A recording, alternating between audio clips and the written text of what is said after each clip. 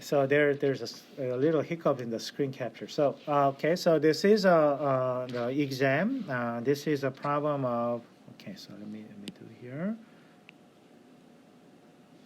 Okay, so this is an exam 3, spring 2017, and I'm going to solve 3 problems, and it should be pretty quick. Okay, so which one should show the phase and the meridian? Okay, phase and the through isomers, and that means a metal with A3, B3, right?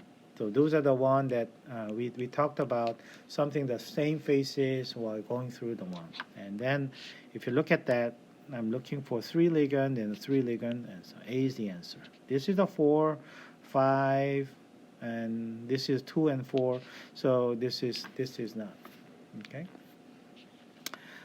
This one is actually can be taken from cis and the trans geometric isomers. Okay. So the A is the answer for the number 19.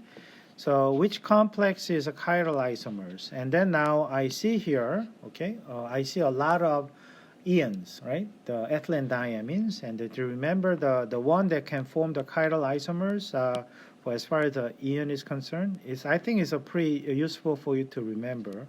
The one with 3, or cis with a metal 2 ions, and then let's say chlorine 2.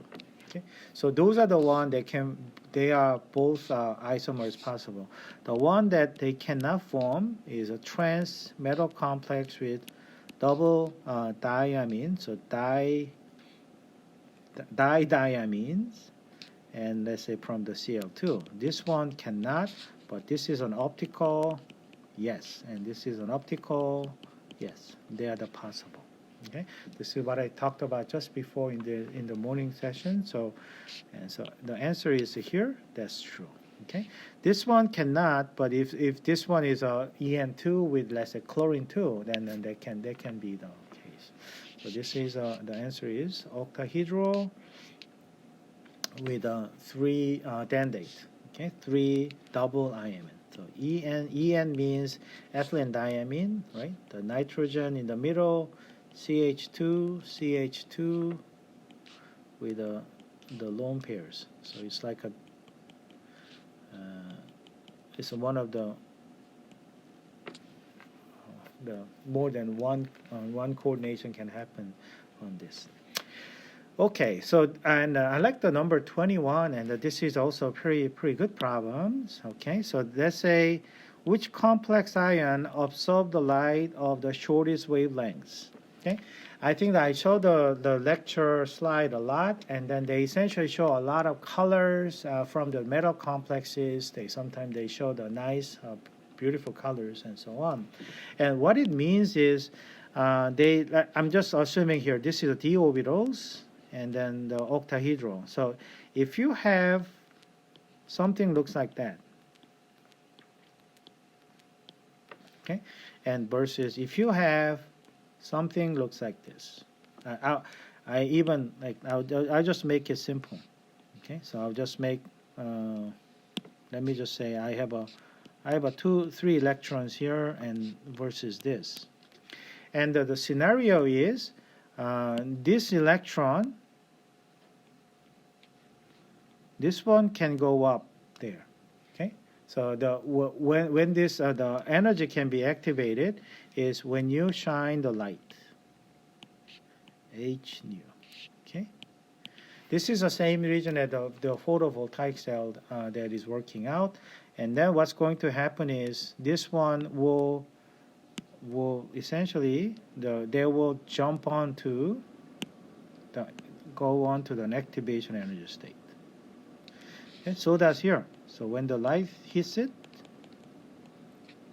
and they go up, and then they can have they jump onto it, and they can have a higher energy state. So it's a matter for you to understand the delta octahedral, and the one that high energy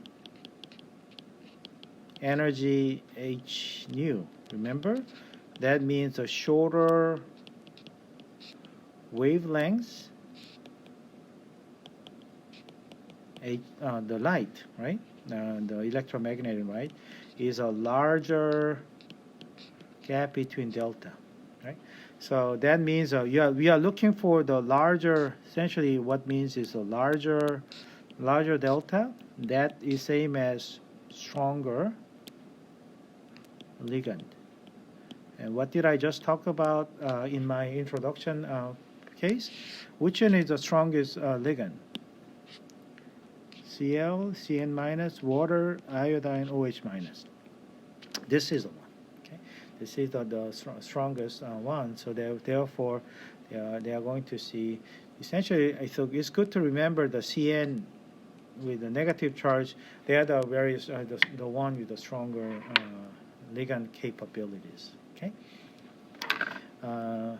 Just to want to make sure that this energy that you learn from the Chem 1 h nu, okay, Planck constant times frequency is essentially h times c over lambda, right? So higher frequency means a higher energy. That means also the shorter wavelengths. And the way that I also remember the shorter wavelengths, lambda, is, you remember, can you see that when you go to in the summer, when you go to lying on a beach side, you got the suntan, and you putting on the UV sunblock lotions, right? And the violet and the blue, and the UV means ultraviolet, so that's why I call the UV. So UV is having a shorter wavelengths than the violet or the blue, and so therefore the shorter wavelengths means the stronger light, so stronger enough to burn your skin. So remember the UV light, that's a smaller wavelengths of light that high energy is high enough to burn your skin, and that's an easy one to remember for you to have a difficulty understanding, comprehending the concept. Okay, shorter wavelengths, UV light. Like UV light, you can burn your skin. That's at high energy, right? So that's an example. Okay.